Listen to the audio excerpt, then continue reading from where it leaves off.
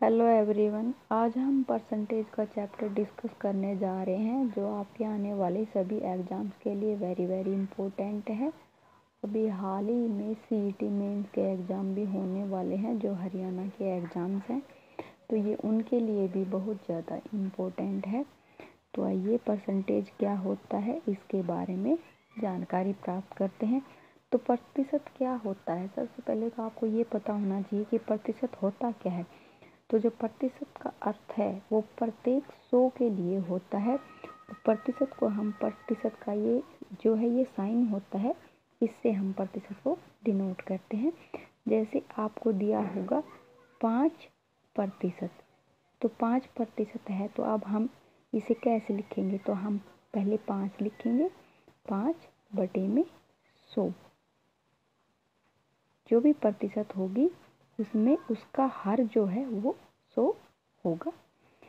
इसी प्रकार से आपको अगर दिया हुआ है कि 4%, तो 4% को हम प्रतिशत में कैसे लिखेंगे? 4/100।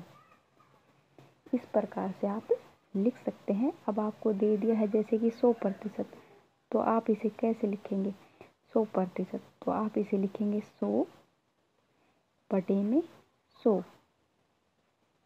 इस प्रकार से आप सोल्व कर सकते हैं। उसके बाद में जैसे अब हम क्वेश्चन सोल्व करते हैं।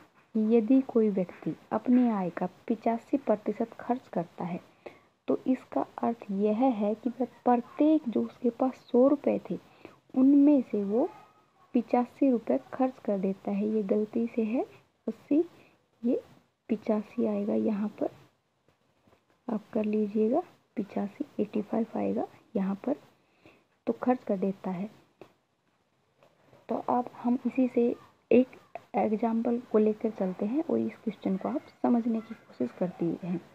जैसे मान लीजिए कोई इंसान है, कोई व्यक्ति है, उसकी आय है 900 रुपये और वह अपनी आय का 85% खर्च कर देता है, तो वह कितने रुपए खर्च करता है?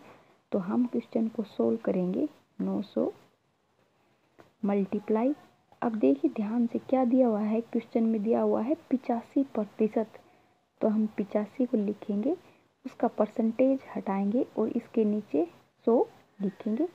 2 जीरो से 2 जीरो कट गए और जो 9 है जो 85 है, इन दोनों को हम आपस में मल्टीप्लाई करेंगे। अब देखिए हम इनको दोनों को मल्टीप्लाई करते हैं तो हमारा जो आंसर आता है वह आएगा 765 रुपीज़, यानी कि वह इंसान जो खर्च कर देता है वो है 765 रुपये। इसका ये मतलब बिल्कुल भी नहीं है कि वह अपनी आय का 85 रुपया ही खर्च करता है, वो प्रत्येक 100 के लिए है। अगर किसी व्यक्ति की आय 100 है और वो उसका 85% खर्च कर देता है, तो उसका अर्थ है कि वो 100 में से 85 रुपये खर्च कर देता है। लेकिन क्वेश्चन इस प्रकार से दिया हुआ है, तो आपको इस प्रकार से क्वेश्चन को सोल्व करना है। मैं उम्मीद करती हूँ क्वेश्चन आपको अच्छे से समझ आ रहा होगा। उसके बाद में आगे चलते हैं। किसी भी प्रतिशत को भिन्न में बदलने के लिए उसे 100 से भाग देना चाहिए। जैसे कि मैंने आपको अभी समझाया था, जैसे कि 50% है, ठीक है, और अब हमें इसकी क्या बनानी है? भिन्न बनानी है।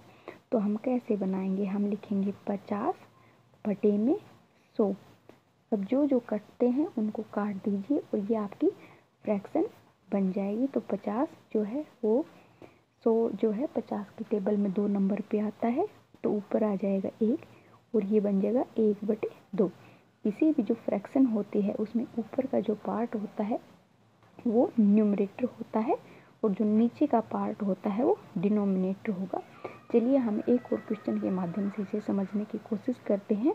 जैसे कि आपको परसेंटेज दिया हुआ है 40% और बोल दिया जाए आप इसे भिन्न में बदलिए, तो हम भिन्न में बदलने के लिए क्या करेंगे? हम भिन्न में बदलने के लिए लिखेंगे 40/100।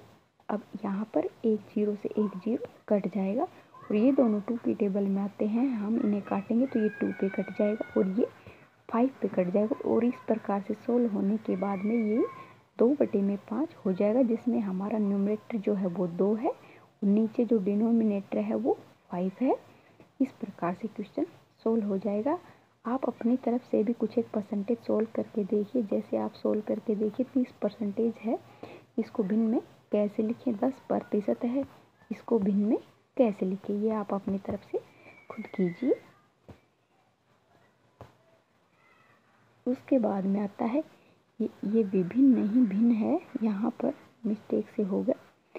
किसी भिन्न को प्रतिशत में बदलने के लिए उसे 100 से गुणा करते हैं। क्या करते हैं, उसे 100 से गुणा करते हैं। जैसे आपको कोई भी भिन्न दे दी है, जैसे 4/5 दे दिया, ये फ्रैक्शन है, ये भिन्न है, जिसमें ऊपर का जो पार्ट है वो न्यूमरेटर है और नीचे का जो पार्ट है वो डिनोमिनेटर है। अब हमें इसको फ्रैक्शन है और हमें इसे परसेंटेज में चेंज करना है, तो इसके लिए हम क्या करेंगे, इसे 100 से मल्टीप्लाई कर देंगे, इसे 100 से गुणा कर देंगे। अब जो जो कट रहे हैं उन्हें आपस में काट दीजिए और जो बच जाएगा वो आपका परसेंटेज आ जाएगा। जैसे ये 5 है, अब ये 100 है, हम इसको काटेंगे तो ये 20 पर कट जाएगा और ये कटने के बाद में 4 को हम जब 20 से मल्टीप्लाई करेंगे तो ये 80% में आ जाएगा। इसी प्रकार से हम एक और फ्रैक्शन लेते हैं और उसे सोल्व करने की कोशिश करते हैं। जैसे ये देखिए 5/4 फ्रैक्शन है, भिन्न है, और जब हम इसको परसेंटेज में चेंज करेंगे तो हम इसको 100 से मल्टीप्लाई कर देंगे और अब हम इन्हें आपस में जो जो करते हैं उन्हें आपस में कैंसिल आउट कर देंगे। तो जैसे 4 है, जब हम इसको 100 से डिवाइड करते हैं तो ये 25 पर ये कट हो जाता है। जो बच गए हैं उन्हें हम आपस में मल्टीप्लाई कर देंगे। जैसे कि अब 25 और 5 ये दोनों ही बच गए हैं, तो जब हम इन दोनों को आपस में मल्टीप्लाई करते हैं तो ये 125% बन जाएगा। इस प्रकार से आप अपनी तरफ से भी कुछ एक फ्रैक्शन लीजिए और उन्हें सोल्व करके देखिए। मैं उम्मीद करती हूँ मेरा वीडियो आपको अच्छे से समझ आ रहा होगा। फिर भी अगर वीडियो में कुछ कमी है, क्योंकि मेरे पास जो स्मार्ट स्टाइलिश पेन होता है वो नहीं है, तो मैं बाई हैंड ये राइट कर रही हूँ ऑन बोर्ड पे। तो प्लीज़ अगर आपको अच्छी लगे वीडियो तो प्लीज़ वीडियो को लाइक करें, शेयर करें और सब्सक्राइब अवश्य कीजिए।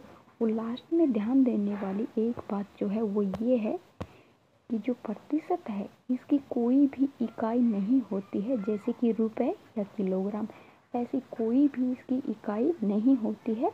यह सिर्फ ये जो इसका सिंबल है परसेंटेज का, उससे हम इसको डिनोट करते हैं। ये आज परसेंटेज चैप्टर का फर्स्ट पार्ट था। मैं उम्मीद करती हूँ आपको वीडियो अच्छे से समझ आया होगा।